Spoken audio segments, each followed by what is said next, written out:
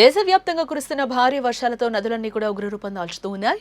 ఎగువ రాష్ట్రాల్లో కురుస్తున్న వర్షాలకు ధవళేశ్వరం సరార్థర్ కాటన్ బ్యారేజ్ వద్ద గోదావరి నది ప్రమాదకరంగా ఉప్పొంగుతోంది. ఎగువ ప్రాంతాల్లో కురుస్తున్న భారీ వర్షాలకు తోడు ఉపనదుల నుంచి వస్తున్న వరద నీటితో ధవళేశ్వరం సరార్థర్ కాటన్ బ్యారేజీ వద్ద నీటి మట్టం ప్రమాదకరంగా పెరుగుతోంది. దీంతో దిగువన ఉన్న గ్రామాలు జలదిగ్బంధంలో చిక్కుకుంటూ ఉన్నాయి. ఇటు సిలేరు నది నీరు కూడా తోడవడంతో గోదావరి ఉధృతి మరింత భయాందోళనలు రేకెత్తిస్తోంది. ప్రస్తుతం ధవళేశ్వరం బ్యారేజీకి ఇన్ఫ్లో 2,36,000 క్యూసెక్కులకు పైగా నమోదవుతోంది. బ్యారేజ్ వద్ద నీటి మట్టం ఇప్పటికే 14 మీటర్ల స్థాయికి చేరుకుంది. పరిస్థితి తీవ్రతను గమనించిన ఇరిగేషన్ అధికారులు ఎప్పటికప్పుడు అప్రమత్తంగా వ్యవహరిస్తూ ఉన్నారు. బ్యారేజ్ నుంచి అంత్యస్థాయిలో అంటే 2,36,000 క్యూసెక్కుల నీటిని దిగువన ఉన్న సముద్రంలోకి విడుదల చేస్తూ ఉన్నారు. మరోవైపు గోదావరి డెల్టా కాలువలకు కూడా అధికారులు నీటిని విడుదల చేశారు. మొత్తం 11,500 క్యూసెక్కుల నీటిని డెల్టా పరిధిలోకి పంపుతున్నారు. ఇందులో తూర్పు కాలువకు 4,000 క్యూసెక్కులు పంపుతున్నారు. సెంట్రల్ కాలువకు 2,000 క్యూసెక్కులు ఇస్తూ ఉన్నారు. పశ్చిమ కాలువకు 5,500 క్యూసెక్కుల నీటిని వదులుతున్నారు. వరద ఉధృతి గంటకు పెరుగుతూ ఉండడంతో డాక్టర్ బిఆర్ అంబేద్కర్ కోనసీమ జిల్లాలోని లంక గ్రామాలు ముంపు బారిన పడుతూ ఉన్నాయి. పి గన్నవరం మండలం ఉడుముడి లంక వద్ద పరిస్థితి అత్యంత దారుణంగా మారింది.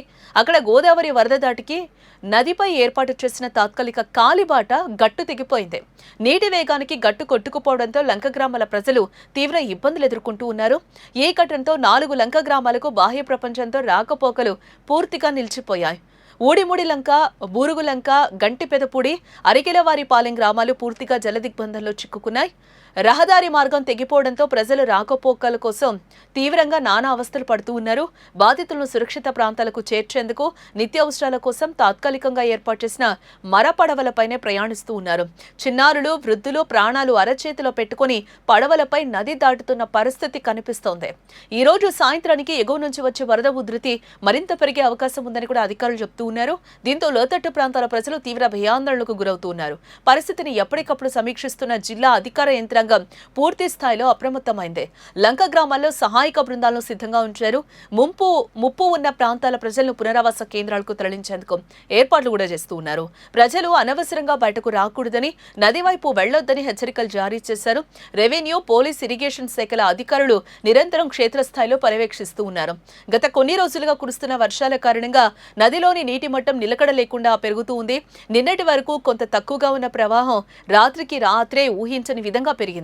సిలేరు ప్రవాహం నేరుగా గోదావరిలో కలవడంతో ఈ ఉధృతి మరింత ఎక్కువైంది. అధికారులు కంట్రోల్ రూమ్లు ఏర్పాటు చేసి నిమిషానికి కూడా పరిస్థితులు పర్యవేక్షిస్తూ ఉన్నారు. అత్యవసర సహాయం కోసం హెల్ప్ లైన్స్ నెంబర్స్ ను కూడా అందుబాటులోకి తీసుకురావడం జరిగింది. ప్రజలు ధైర్యంగా ఉండాలని, ప్రభుత్వ సూచనలను ఖచ్చితంగా పాటించాలని అధికారులు విజ్ఞప్తి చేస్తూ ఉన్నారు.